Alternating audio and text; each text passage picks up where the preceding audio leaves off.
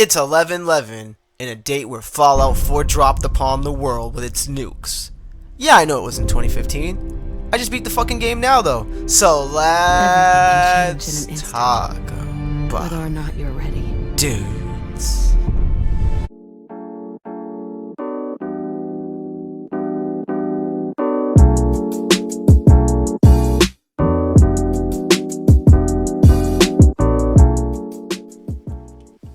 Fallout 4 is an amazing open world experience that lets you take control of your own story and become your own legend. However, there is a few things I have to say that will try to dampen that experience, but thankfully it doesn't restrict it too much, as it kinda does crumble at the end, but it still leaves enough room by deceiving methods or upping the game.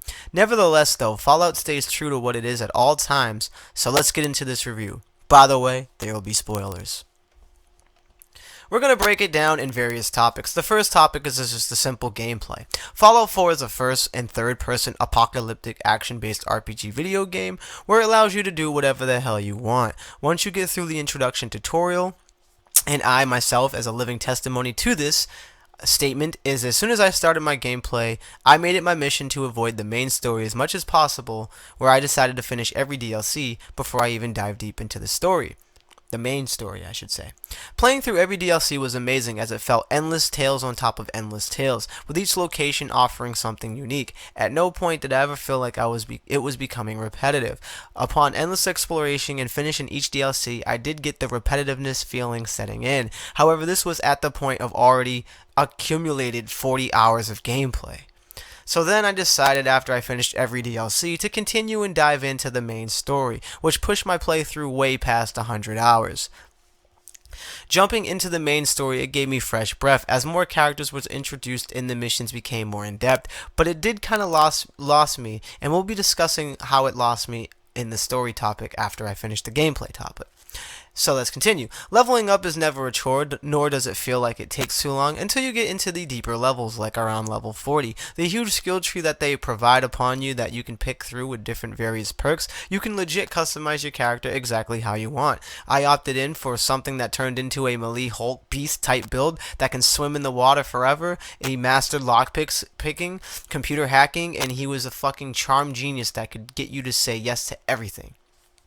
And that's just scratching the surface. I also pumped up some scientific traits and armor building tactics and made myself a jetpack for my own power suit of armor, which I found at the Nuka-Cola place, and there was somebody that I knew personally that didn't even find that yet. So I was finding stuff that people didn't. You can legit do whatever the fuck you want in this game, but there will be consequences to such actions. For example, you go into the main town and you start fucking shooting people, well, now you're fucked out of the main town and you could possibly fuck your game. So don't do that until you beat the video game.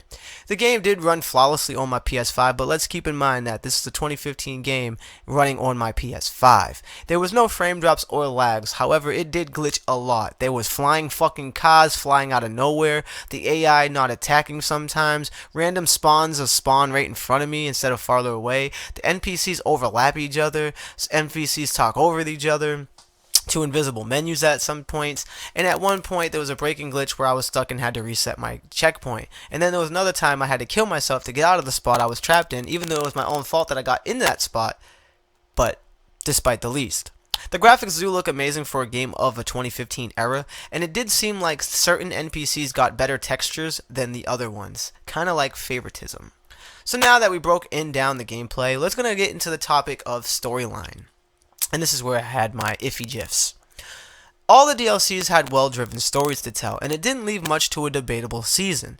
And the reason why I say that is because the main story in itself has complete complex holes in it where it seems like near the end it was kind of rushed or poor thought was given because everything else they were working on and they needed to push the game out. Whereas the DLCs arrived after the game was already released and they had a lot more time to refine them and flesh them out, which is possibly why it stands much more polished and solid. For example, the main story introduced you in the three factions that eventually you have to fuck over one of them, or all of them, with the exceptions of the Minutemen. But even then, there is quest in this game that can fuck that relationship up too. The Brotherhood of Steel hates the Synths forever, and the Railroad loves the Synths but hate the Institute. The Institute loves the Siths and wants to create a higher being, which ruins it for the Brotherhood of Steel. And Railroad.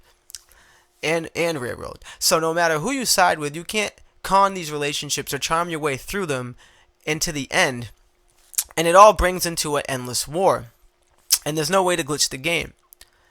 There is a way to glitch the game. I read the note wrong. There is a way to glitch the game, and I've seen it. So you can have the Railroad and the Brotherhood still be together in your gameplay playthrough, but you have to do a lot of outside of the game wanting you to do this. So the game doesn't want you to play like this, but you have to play like this and break the game kind of just to get it like that. So it's not really practical. And that's not my argument for why the story I felt was poor, but once you reach a certain point, there's a game revealing mind-blowing tactic that your son is older than you and he went batshit crazy because he's the one actually running the institute. Once you get to that point, you're forced and stuck with making decisions, and everything from that point feels rushed. Like there's no more depth to be gained. It's just pick a side and go to war, because once you pick that side, you're locked out of possible rare items, weapons, side missions that you need for trophies. If you're a hunter for trophies, you're locked out of NPCs and even companions. And some say that's kind of more realistic, as it tries to toy and play with your mind, and your personal emotions of your real self, not the video game character, but it still just rubs off as cheap tactics. I felt it was rushed and poor than the DLC stories, because at least the DLC stories, it had the anticipation and it brought it all the way up to a climax. Nevertheless, though, I still enjoyed it and I loved it. However, I won't be remaking any new main characters to see other factions end war. Let's just say that. But I did enjoy making the fucking the Liberty big ass mecha that came and fucking destroyed it. So if anything, the Brotherhood of Steel got the fucking best one. Ad Victorium all the way. The last topic I'm going to discuss here in this review is my overall thoughts for Godless. So there is no way in doubt in my mind that this game isn't as close to perfection as it possibly could be. The glitches could have been ironed out better, sure, but in open world games of this size and nature, shit is going to happen because of game physics and the possibilities of the unknown. There's just no way to knock down everything. This game offers so much freedom outside of the linear scope of the main story, but the exploration, the path that you choose to walk, the skills, the skill sets, the various DLCs, the creation and making of settlements, and choosing who moves where, creating your own robots, picking your own companions, various rarity items, legendary monsters. It even has its own fucking video game collectibles that you get, and you can play those video games inside this game. You can fucking set up monster rings and have monsters beat the shit out of each other in the home, while in your sanctuary, while other people watch and vote and bet money. This game has it all. I highly recommend everybody that's RPG fans to try this, and if they haven't already. It's pretty old, so chances are lots of people enjoyed it, and I'm just here fucking the only one in the world that hasn't until I did. Because I'm out here giving my 2 cents, because yes me, Husky Puppy over here at NGI, finally beat this fucking game that I had for years, and I loved it, so I just wanted to express that to the world through a review. We here at NGI give Fallout 4 Game of the Year Edition a 10 out of 10. Make sure you stay up to date with all the latest in gaming tech news and reviews. Smash that like, and as always, subscribe. God bless and peace. No more Fallout 4 for me, because I'm moving on to Fallout 76. Catch me on Twitch at huskypuppy.tv. Samus Plug, bitch.